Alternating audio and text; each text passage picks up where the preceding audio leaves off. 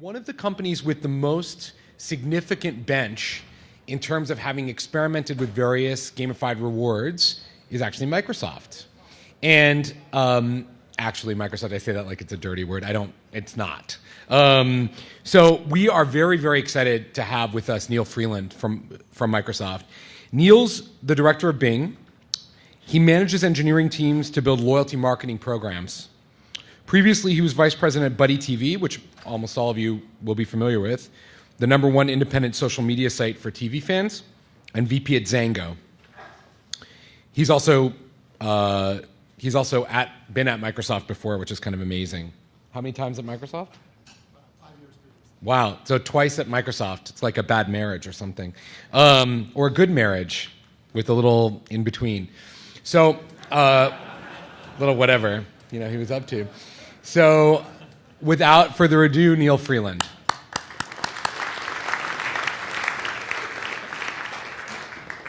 Well, good afternoon. I am Neal Freeland. I'm not the director of Bing. I am a director at Bing. I work in the engineering organization. I'm a program manager.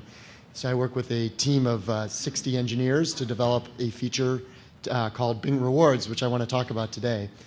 Some of the things and the innovation we're trying to deliver through that program. But first I want to start off with a little bit of a game and the theme of this day. I don't have a technology game like Jane did, but this is just a simple question. We'll do a poll game. How many of you here use Bing? Amen. Amen. Thank you. A few of you. That's about, so I appreciate it. I'm glad. For those of you who did not raise your hand, we'll play another game, which is there's basically two reasons, possibly, that you would not use Bing. A, you don't like it, or B, you just always keep using what you've always been using.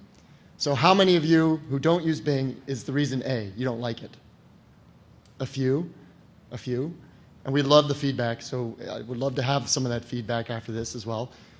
For the rest of you, is it B? Is B the reason? Yes. So the majority of you who do not use Bing, you don't because you're just happy with what you've always been using. And that is both our challenge and our opportunity, because what we want to talk about today is we've been on this journey at Microsoft with search I've been on it on and off since 2003 when we launched what was called MSN Search at that time. And we were not very good on the core relevance metrics back then, helping people find things. And we've come a long way, and we are really proud now of what we've done. And so I want to talk a little bit about why I am so excited, why I came back to the company to work on Bing, and why what I'm working on now is to try to help solve some of those problems that we just started with, that little quick question and answer. I want to talk a little bit about why Bing first. Why we're so proud of the work that we've done. And then I want to talk about the challenge we have in getting people to come over and start using us more instead of other things. And through that, I hope to maybe draw out a couple of lessons that we've learned along the way, just as a useful case study for how some of this is applied to our business, what we've been talking about here today. So first, start with some of the success that we've had. We've had, since we launched Bing officially about 18 months ago, we have seen almost 50% market share growth. We are nearly 12% of the market, which tells you we were pretty low a year and a half ago, but we've been showing some growth, and that we're really rewarded by the response that we've had with this great brand of Bing Search. With our partnership with Yahoo, we're actually a larger percentage of the market, nearly a third of the market now. We've had, for the people that have been using us, we've seen an increase in the frequency of that usage. So we now have 72% more heavy and medium users, which we define by the number of queries per month. And we've had 27 million new people come into the service over the last 18 months, which is just phenomenal, a phenomenal response. That's very gratifying to see. And our demographics are, we're not just, there's a lot of traction among a younger demographic. We're over-indexed versus the internet for searchers in the 18 to 24 group, for example, which means that we're not just, we're relevant to the new generation of people who are using technology services. So what has been driving some of these great results? Excuse me, and my kids were sick this past couple days, and I think I've caught their cold finally caught up with me. But as I said, the foundation is really around search quality. We have done an incredible amount of work here, really, really invested. And just last week, Silicon Alley Insider hired a consultant to come in and take a look, do a comparison, sort of a taste challenge. And to everyone's surprise, including the journal at Silicon Alley Insider, they said, wow, Bing is better. Who would have thought that? So we know it because we've been tracking that data. But it's just finally, it takes a while for people, the perceptions to start catching up. So we're really proud of that bottom layer of just the fundamental quality of the search. But that's not going to be enough. We need to invest as well in things that make it a little different and make it better. And so we have 3 investment areas. One is around being visually organized. And this is simple things just like our homepage. We get lots of feedback that people love us just because there's a new picture on the homepage every day. And they're gorgeous images. And they're cute. People come and they're in that explore mode. They want to discover something about what's going on that day. And we have something very relevant for that day that we reveal through that image. But we also do it in the context, and that's just a little eye candy, but in the actual search results, we find ways to make that experience more visual, more visually appealing, and more visually relevant. And I'll have one example. The next thing we do is we don't just focus on what's the query that you type in, but what is the intent behind that query. We call this the task focus. So if you type in Lady Gaga, what does that mean? What are you looking for? And we will help you refine that query to be Lady Gaga lyrics, Lady Gaga concert, Lady Gaga music to buy. There's all these different tasks that are associated with a query term, and we help try to open up a path to make that very simple for customers to find their way down the path. And the final thing that's really unique about what we're doing right now is our integration social, specifically Facebook. We have, I think earlier we talked about Facebook Connect here today. We have 26 million people now who are Facebook connected to Bing, which is makes us one of the top 10 apps, one of the top 10 relationships in Facebook. And you can start to think about things that you can do to leverage that relationship. So now if you type in a query that's gifts, but that query could be specified a little more tightly to gifts for Maya. And if we know that Maya, for example, is your daughter who's 13 and is interested in a certain set of things, we will present a different set of results than if Maya is your spouse and we know that your anniversary is coming up. That's a different set of gifts, very different types of results. And as long as people have given us permission to tailor those results based upon the social graph and the open graph, then we will be very different. And so we're just in the phase of starting to be exploring how we could leverage that relationship to change search results. And right now we actually have an implementation where if you're in San Francisco, you say, restaurants, friends of yours have liked certain restaurants, we will prioritize those in the search results. So that's a little bit about our fundamentals and why we're better and different. Let me just go a little deeper into one case study here. This is a task around planning a trip. So I'm up in Seattle planning to come down to San Francisco. I type into the search engine, Seattle to San Francisco. It recognizes that as a trip. We ingest a whole bunch of data to take this, and we will list all the flights that might be of interest to you. You can then categorize and scope those flights to find the specific one at the price point that you want. We also have a service about what's happening. You'll see the arrow. It's visually appealing. It tells you, hey, prices are rising. You might want to buy this ticket quickly. So that's an example of how we're really trying to help pave the path down on that specific task. And you go to other places, and what you'll see is 6 to 8 sponsored links that take you to someplace else that then you have to take all the actions to eventually find your flight. We help you get that done very quickly right in the search service, saving you several clicks and making it much more efficient for you. So this is just some examples of why, again, we're really happy with the work that we've done and why we're getting a good response and driving those business results. But we have a challenge, and that challenge was in the discussion we had, which is, most of the market is not using us. So how are we going to market Bing? How are we going to get people to use this service? So I went to the Wayback Machine and looked a little bit about what we were doing when I was still at Microsoft with live search. And this reminded me of just how far we've come in some of our branding. You'll see here Windows Live, Live Search, Microsoft Live Search. We had quite a challenge with our branding back several years ago, which we have solved, and we have a wonderful brand in Bing now. But you'll see up on the top there, we've been experimenting, turn searches into helpful donations, make your search count.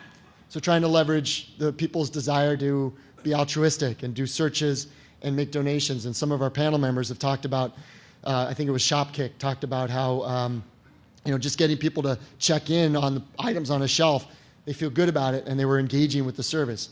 And we have seen similar insights with our attempts to essentially gamify. These are early ones. These go back several years. But our initial attempts, before there was this trend gamification, of our attempt to kind of explore this. And we've seen some good uptake on these that we're trying to formalize. We also then did a program called Live Search Perks, where we said do searches, get perks, and redeem perks for stuff. And we saw some good response there. The game is collecting the points and getting a prize at the end. So then we've done another program called Club Bing, which is trying to get people to spend time with our brand and time with our search in the context of playing a casual game, just being an entertaining experience. So we would have a trivia game, for example, sort of like how I started off the talk. We would ask you questions. What's the capital of Mozambique? Geez, I don't know, but Bing does. So type it in, find the answer the quiz question, and then we'd give you some points, and you could get get a Bing T-shirt for that. So we formalized that in this effort called Club Bing, and it's really been helping a set of gamers to learn about our service.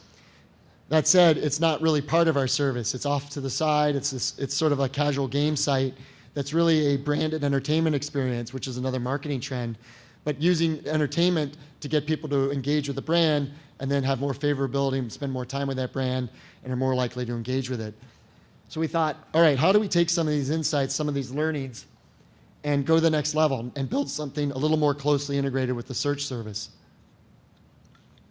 So that has brought us to what we call Bing Rewards, which is the first step in a marketing program that we launched in the end of September. And right now it's a toolbar-based program. You'll see in the browser, I've got the Bing bar installed. And when I install this browser, I get a rewards application, which is showing my credit balance. And it will suggest offers that I could go do, things I could go do. So in this case, it's showing the Super Bowl. We were having some playoffs, and it was saying, hey, 43 years ago, the first Super Bowl happened. And click to go look at how we would show that search example. And it reveals a feature of the search service that's pretty compelling. We also then, every time you search, we give you credits for doing that. And you can redeem those credits for stuff. But as Gabe and Amy Jo, who we've also worked a little bit with, would say, a lot of people start off with stuff and forget what the real experience is. So we have this now in market. We know it's a good first step. We know where we're going with it. But we're now thinking about how do we evolve this further? How do we leverage a lot of these gamification trends to design something that can be even more compelling and drive even more engagement? So before we go there, we did want to talk about the importance of data. So this is some of the data. We don't just give credits and then hope for the best. We really look and our metric, one of our metrics is frequency around number of queries.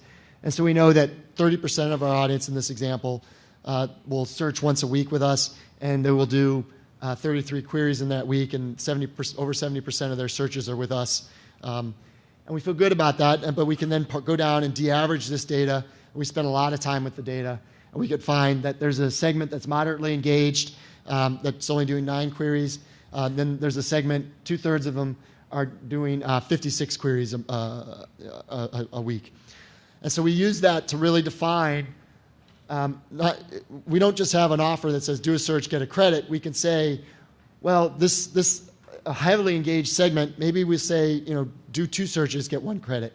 Whereas the more lightly engaged segment will say, do a search, get 2 credits. So we'll vary the rate at which we're giving these rewards, very much like a lot of people have talked about today, being really smart and trying to be strategic about how we think about getting our user base to take the actions that are consistent with profitability and the ROI that we're seeking. So it's not just a one-size-fits-all model. It's a lot of work. And to have this kind of data requires a lot of investment. We're a big company, so we can afford that investment. And I think part of what the panel before us was saying is that some of these platform companies are good because they've already built some of these tools for you. And so, I think for a Microsoft scale company, we can afford this level of investment, but smaller companies may need, even like USA Networks was pretty happy with the dashboard views that he could have with his partner, his platform partner. So now talked about where we are and where we're going, and so now let me talk about where we're going. So we're really thinking about designing the game. So we have a good sense about who our players are. They are people who are social. They want to connect. They want to have fun. They want to share, create, communicate with one another. It's not a set of people that are out to win or necessarily be high up on the achievement boards, though those can be useful mechanisms to actualize the core interests around sharing and communication. This is a group of people that, as I said, are very heavy onto Facebook and are very much likely to be Cityville or Farmville types of players.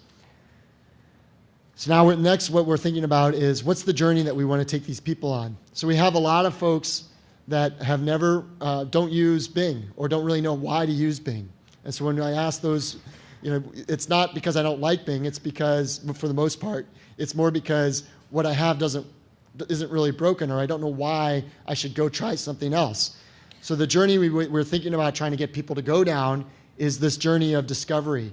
So you start off as we call it a novice with Bing, and we want to take you to the expert level of being a Bing user by showing you the features like that fare planner, that trip planner that I showed you, thinking about all the tasks that we've already laid out, and helping people discover all the investment and all the work that we've done inside of Bing that can help you be a more efficient searcher. And so the value is we will use these extrinsic rewards, the credits, the prizes, maybe a leaderboard, but the intrinsic value that we want to get people to experience is, hey, I'm a better searcher. And that's a pretty powerful emotion. It's maybe not quite on the scale of what Jane was sharing earlier with the epic win, but in our business context, that is the epic win for us, is trying to get people to feel empowered to use a tool that has some great differentiation and can help you with a core scenario of using search. And then the final thing is around, now that we know that that's what we want to do, how are we going to package this all up into an experience so that you have the joy of going from being this is one of our Bing images, maybe from being a caterpillar to being a butterfly. So you now suddenly feel like you've been transformed through the experience of going down this journey to being a better searcher. So that's how we're thinking about it. And again, it's just a business. It's a small part of how we're using about this for our business, but we think it's an important way that we can get people to learn about all the work that we're doing at Bing. So just bringing it together, I want to talk about some of the lessons. The first is iterate. We haven't gotten this right yet. We've been at it for several years, and we tried different things. We had live search with donations. We had live search perks. We had the Club Bing. We've had Bing Rewards, and we're going to go someplace else next. And so you just can't be afraid to keep trying and trying and trying. And so that's one of the keys to success in a program like this. The second thing is around making sure you have data and differentiating based on the data. So do not just rely on a simple set of program averages, but really drill in and de-average the data and make sure that you spend the time to really understand how to differentiate based on that data. And I think the third thing that we're learning is that it can't just be a simple program around do X, get Y, and have prizes. It has to be an experience, which has been a big theme for today. But I think it's something that we are really taking to heart over at Bing, and we're trying to figure out how do we design that experience to get more of those hands raised the next time I come down to an audience like this. So finally, I would just end. I want to end on a little bit of a personal note of why Bing for me. I feel really, again, I've said proud a few times, and I'm really happy and proud of the work that Bing has done.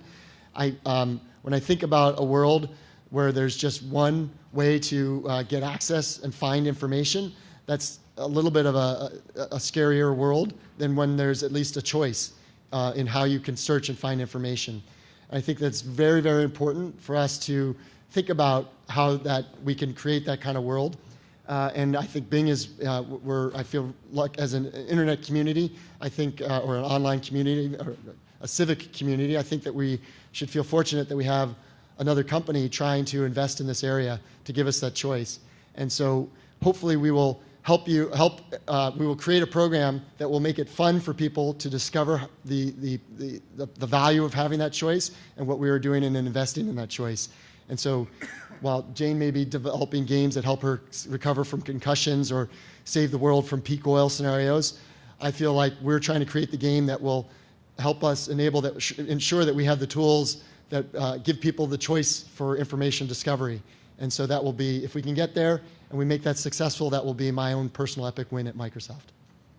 So thank you very much. Now,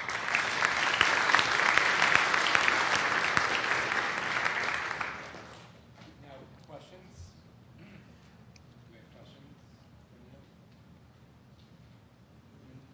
questions? Oh, great. You can get one. Go for it. If you had to summarize how you think gamification would make Bing the leader in your mind, if the experience overall that you were designing was taken to the nth degree, how would that vault you into position number one? Assuming you want to be in position. Yeah, that's a good assumption. I think our board would very much like to see us get to be position number one.